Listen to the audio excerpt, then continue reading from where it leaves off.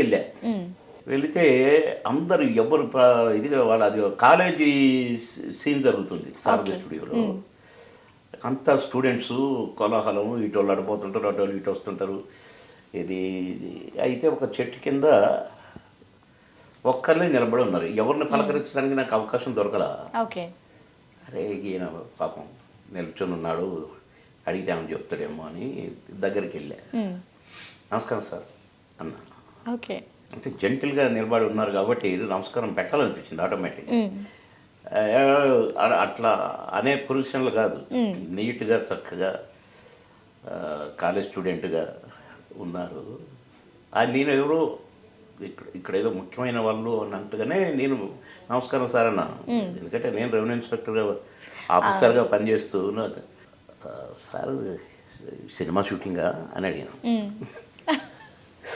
అవును, చక్కగా రిప్లై. అవును, ఈ సినిమాలో హీరో ఎవరు సార్ అన్నా.